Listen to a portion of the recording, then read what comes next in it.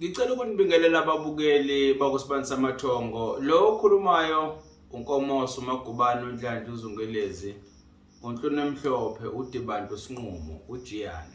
Namhlanje ngifisa sikhulume ngento esekele impilo zethu. Umsamo. Ngifisa namhlanje sikhulume ngokungaqondike kwawo. Ukuthi umsamo makuthiwa uqondile kusuke kukhulunywa ngani. Yini umsamo? Umsamo indawo engcwele esekuyona masuke sokhuleka noma suke sokhuluma nabantu abadala masithemeleza, masixhumana nabo ngempepho noma sihlaba senza ini umsebenzi. Kodwa ke kwenzeke ukuthi umsamo awuqondile. Makukhulunywa ngomsamo ongaqondile kusuke kukhulunywa ngomsamo kanjani? Ke kwenze ukuthi umsamo ugeja ngesimo sokuzaleka komuntu. Uthola ukuthi umuntu indlela azaleke ngayo umsamo uthintayo awusona isisekelo sakhe. Uthola ukuthi mhlambe umama nobaba abazange baze beshade kodwa yena umsamo unyakazisa umsamo wakubo. Lokho kukodwa kwenza ukuthi umsamo wakhe lo muntu ube njani ungaqondi.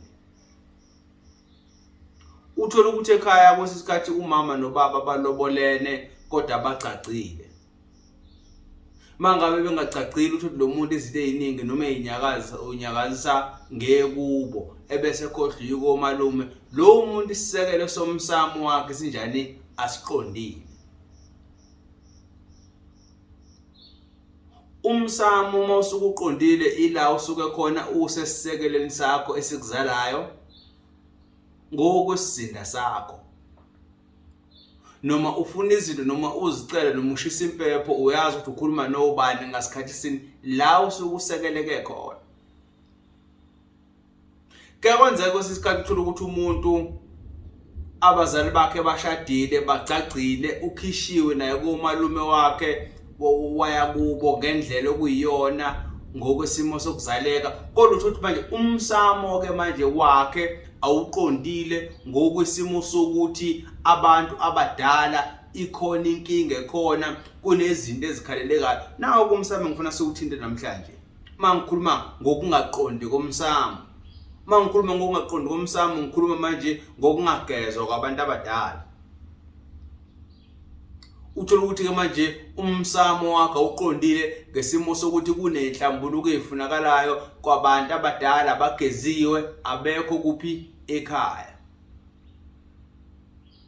Kwesinye isikhathi uthola ukuthi khona amacala akhona ekhaya athinta umsamo kunezinto ekusuke kufanele zenziwe. Uthola ukuthi lezo zinto azenziwe ebese manje kugcina umsamo wakho ugcina manje ungaqondi noma sowuhlaba ukuthi manje impendulo azibuyi ngesimo sokuthi isisekelo sakho sinenkinga.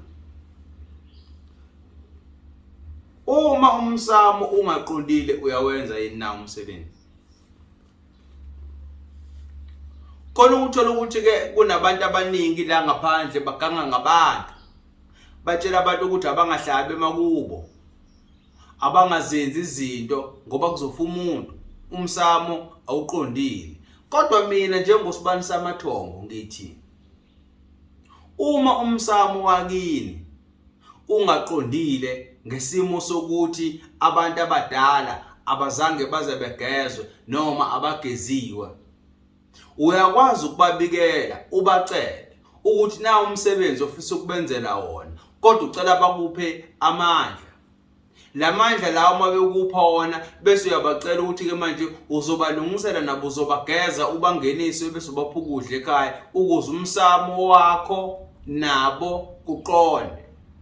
Ebese kuzoba khona kumsamo uthola ukuthi ke manje kwacushwa la ekhaya kwasetshenzwa nani nenhlaba zamafuna kwaphehla amanzi amnyama. Khona ukuthi abantu bayahlaba ekhaya bese kuyafiwa.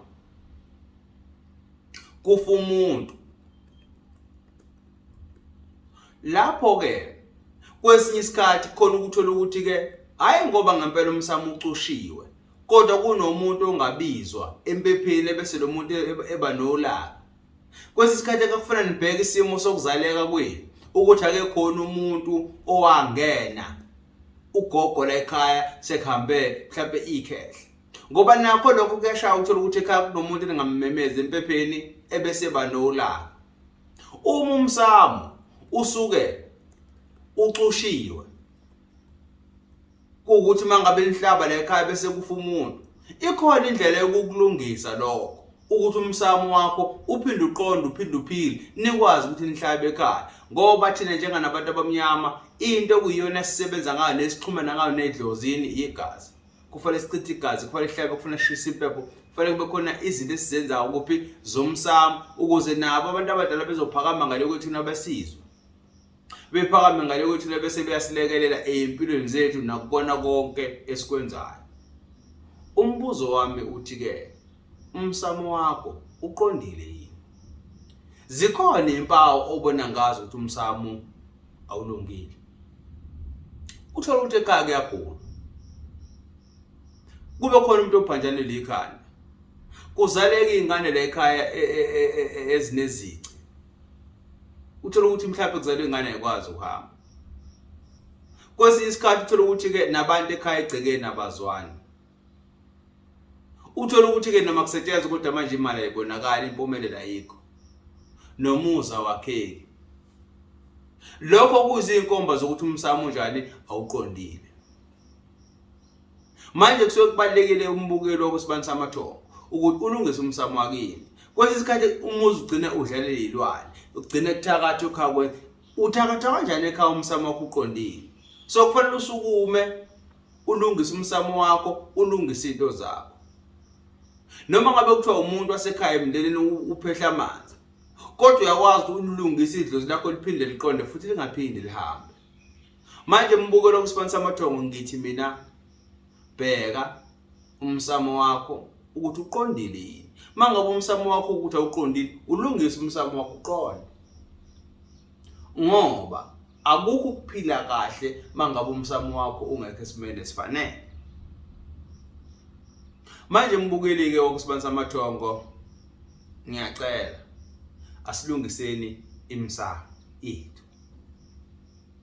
Ngiyanicela ukuba linake imsamo yenu, ngoba umsamo uyiyona ngqikithi yakho.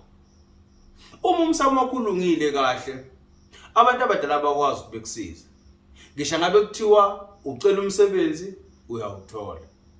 Makukhonto ekuhluphayo uyibika kubona bese beyakulungisela leyo nto leyo.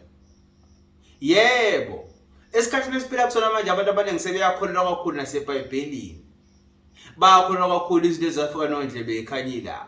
Kodwa ke akufanele ukhohlwe ingqikithi yakho, ukhohlwe isisekelo sakho, ukhohlwe nayimvelaphi yakho.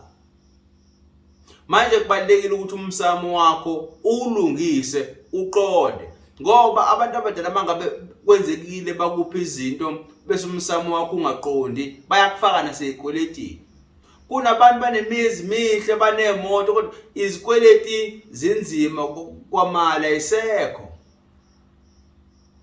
Kanti abantu abadala kufanele bakunike into bese beyakuphuca futhi. Cha, akunjalo. Kodwa bakuphuca nje ingoba awubanakile. La besuke bekhona bona basuke bekhalaza. Manje mbukeli ke kusibani samathongo channel, mina ngiyacela ukuthi ke awunaki umsamo wakho, unaki indlela owenza ngayo, ulungise izinto zakho. Ngoba kubantu abadala ngiyakuphinda ngiyakusho lokho, uyaphonsa ngenhla uyaphuza ezantsi. Idlozi alizidli ithukuthuku zomzukulu. Idlozi namathongo awazidli izithukuthuku zengane yazo, kodwa izithukuthuku ayazibusisa ziphinda phindeke. Manje kufanele sisebenze nathi ukuze lokho esisuka sibenzela khona bezosandisela kona kuphakame kakhulu kunakuqala. Ingakho ke namanje nginicela ngincenga ukuthi lungisani imsamo yenu. Kwayiyona lento ukuthi umsamo wakho athi ugobela awulungile wozokwenzela kuyena izinto, kwayibona lokho kurong. Ngoba kusho ukuthi manje nawe mase usuhambile emhlabeni, izingane zakho ayikho into ezokwazi zikwenzele yona, nazo zohamba zoncike enyangeni, zincike kubathandazi, zincike ngisho ezangomeni, zincike ngisho kubafundisi esontweni, ngoba umsamo awulungile. Manje lento kufuna uyilungise manje isikhathi sisekhona. Ungaloku kwenza malade kokobela. Ungaloku kwenza malade entabeni. Ungaloku lungisa umsamo wakho uqonde. Ebese into zakho ziyakukhanyela. Umathomonya okhafulo sekubolile. Wow. Umzukulu ugananeni sibona umalokazana. Uyabo.